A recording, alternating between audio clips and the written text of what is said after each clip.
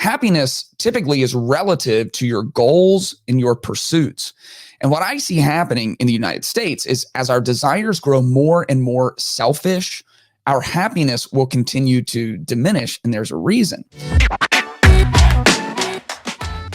The United States of America is becoming less and less satisfied, less and less happy. That is according to a report that comes out every single year. And this year, for the first time, we fell out of the top 20, a huge fall from where we were last year. Let's look at this article. The U.S. has fallen out of the top 20 happiest countries to live in for the first time ever, according to a new report. In findings released on Wednesday, the World Happiness Report revealed that the U.S. has slid from its 15th place last year to 23rd place this year. So we dropped 8 spots. The report, created via a partnership involving Gallup, the Oxford Wellbeing Research Center, the UN Sustainable Development Solutions Network, and the World Happiness Report's editorial board, pointed to happiness decreasing in all age groups for the U.S. It also found a significant decline among young people, who are now the least happy age group. So we dropped like 8 places from 15th place to 23rd. And you would think that the country, that the number one spot for immigrants to want to come to and start a new life, the most dominant military in the world, the most dominant economy in the world, the most affluence almost anywhere in the world, the most freedoms anywhere in the world. How is it that the United States continues to fall in the rankings on just this simple measure of happiness? I have some ideas around this because I don't think it's as situational as we want to say it is, because we do have inflation and we're paying more, but inflation is worldwide and we are kind of on the brink of some wars and there's a lot more tension. However, Israel, who is currently in a war with its neighbor, who was attacked with one of the most horrific terrorist attacks in a very, very long time, they are number 5 on the list. Wow. So all of these different measures and metrics we can point to try and look at our own decline end up falling short because they just don't scale to what we're seeing in the other countries. Happiness is a difficult thing to measure. I'm not actually sure how helpful of a thing it is to measure or how subjectively people define whether or not they are happy. Happiness typically is relative to your goals and your pursuits. And what I see happening in the United States is as our desires grow more and more selfish, our happiness will continue to diminish. And there's a reason, because at the core of living a happy life is the idea of being content. I don't think you can be discontent as a state of being in life and claim happiness.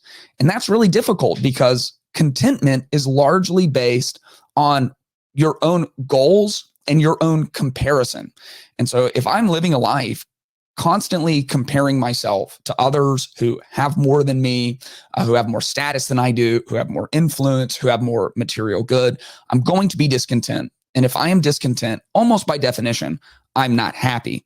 If I live my life comparing to my desires, so if I have outsized desires or even outsized expectation, so what you see in the West, and you certainly see it in America, is this growing sense of entitlement.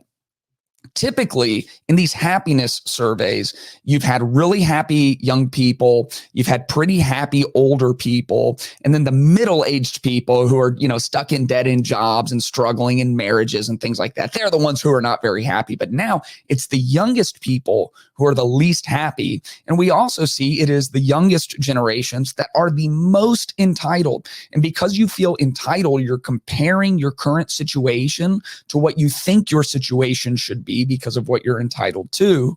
That comparison creates discontentment. Discontentment does not allow you to thrive. Happiness is relative to what you're pursuing. And if you're pursuing goals in relation to comparison of what you do not have, you will not be content. And I think to have any kind of life that could be described at a baseline as happy, we must learn how to be content. This was part of the power that the Apostle Paul had while he was doing ministry.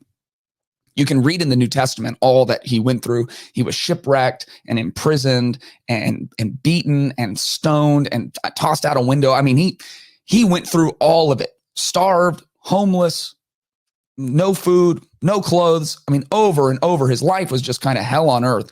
Well, he wrote to the church that he had helped to start in Philippi, and he said the following. He said, I don't say this out of need, for I have learned to be content in whatever circumstance I find myself. I know how to make do with little, and I know how to make do with a lot. In any and all circumstances, I have learned the secret of being content, whether well-fed or hungry, whether in abundance or in need. I am able to do all things through him. Who's the him? It's Jesus.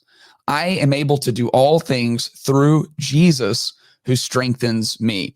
Now, what's so shocking about this out of Philippians 4 is we are such an entitled culture, especially our younger generations, but it has seeped into everyone. We're so entitled that what we've done for generations, we've pulled Philippians 4:13 out of context.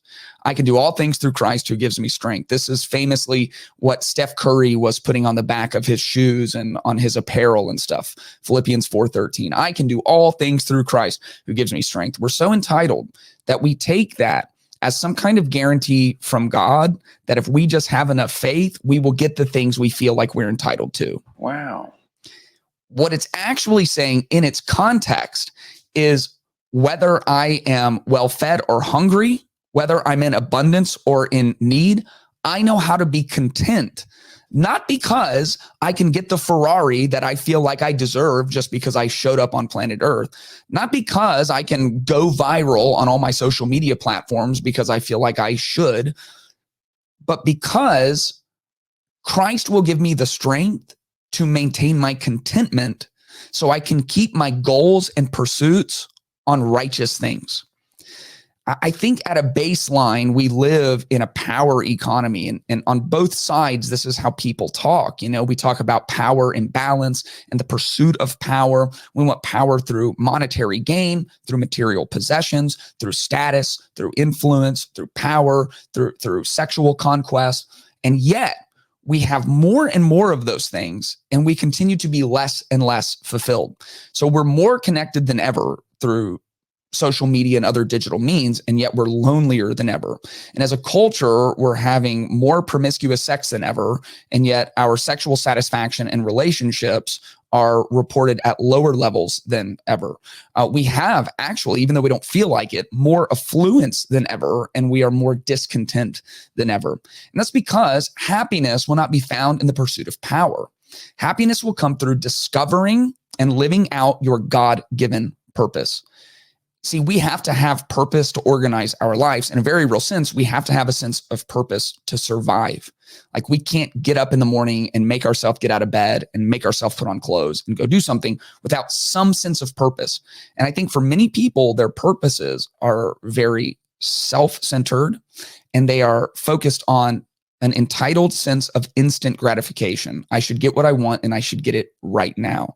And ultimately, those things leave us anxious and depressed and angry because we have traded transcendent purposes for immediate gratification.